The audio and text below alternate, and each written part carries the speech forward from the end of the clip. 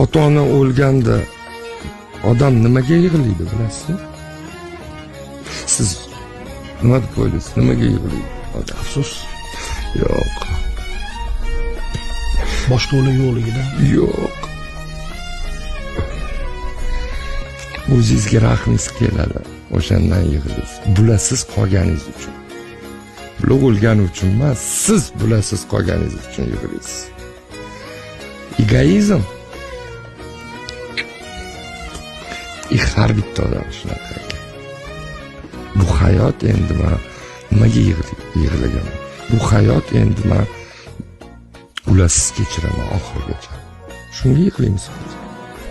Sanırım kötü kullarını sen affetsen ben affetmem. Bütün zalim olanları sen affetsen ben affetmem.